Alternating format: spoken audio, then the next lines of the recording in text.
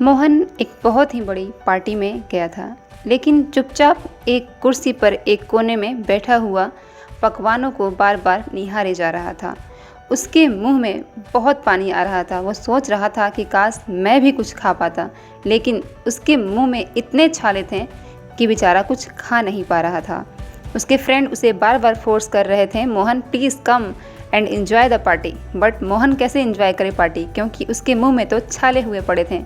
दोस्तों, कई बार हमारे साथ भी ऐसा ही होता है कि हमारे सामने तरह तरह के पकवान पड़े होते हैं, लेकिन हम खाने में असमर्थ होते हैं क्योंकि हमारे मुंह में छाले जैसी समस्या उत्पन्न हो चुकी होती है। नमस्कार दोस्तों, मैं हूं प्रिया प्रसाद और आप सबका स्वागत करती हूं अपने YouTube चैनल योगा एंड उपचार में।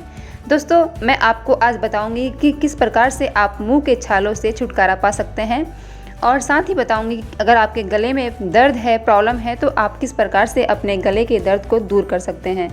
और साथ ही बताऊंगी कि यदि आपको खांसी और जुकाम है तो आप उसे भी किस तरह से नियंत्रण कर सकते हैं। और सबसे खास बात कि मैं आज मुंह के छालों के बारे में बताऊंगी। बहुत बार ऐसा होता है कि छोटे छोटे जो नवजात शिशु होते हैं उनके मुंह में भी छाले हो जाते हैं। उस समय बहुत टेंशन होती है कि उन्हें क्या दिया जाए, क्योंकि वो इतने छोटे होते हैं कि कोई भी केमिकल उनके मुंह में डालने से हमें बहुत डर लगता है, क्योंकि रिएक्शन कुछ भी हो सकता है।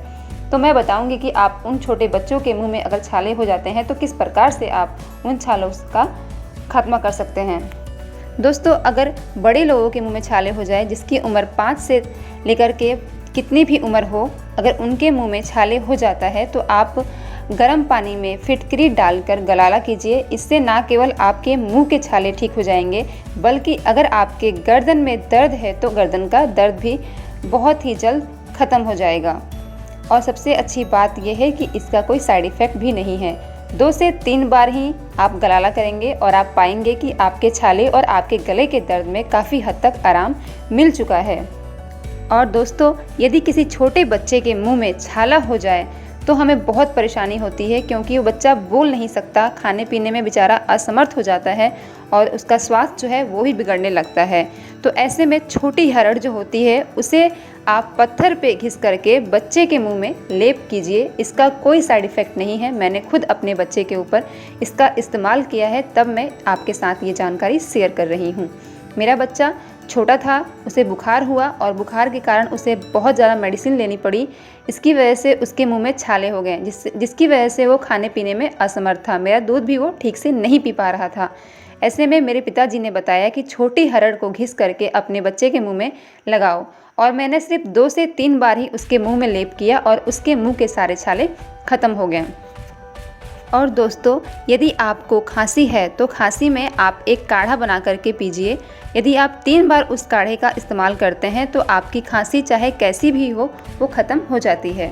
दोस्तों, काढ़ा बनाने के लिए आप 1 गिलास पानी लीजिए, उसमें 1 चम्मच अजवाइन, मुलेठी और गुड़ डालिए, हल्दी और शहद डालिए। उसके बाद जब पानी आधा रह जाए तो उस पानी को, उस काढ़े को आप दिन में 3 बार सेवन कीजिए। यदि आपके गले में खराश है, दर्द है और खांसी है तो ये तीनों प्रकार के परेशानियों को ख़त्म करता है काढ़ा। 3 बार पीने से ही आपको खांसी में बहुत आराम मिलना शुरू हो जाता है। दोस्तों, खांसी के लिए मैं आपको एक और उपाय बताना चाहूँगी। यदि आपकी खांसी काफ़ी लंबे समय से चली आ रही है और बार बार आपको खांसी हो जाती है, या फिर डॉक्टर ने आपको बताया है कि आप अस्थमा के शिकार होने ही वाले हैं, ऐसे में आप हल्दी और सेंधा नमक को आपस में समान मात्रा में मिला लीजिए और मिला करके आप छोटी छोटी गोलियां बना लीजिए, और रात को सोते समय गर्म पानी से 2 गोलियां डेली लीजिए। तो कुछ ही हफ्तों में जो आपकी खांसी है वो ख़त्म हो जाएगी और छाती में जमा हुआ सारा कफ जो है वो बाहर निकल जाएगा।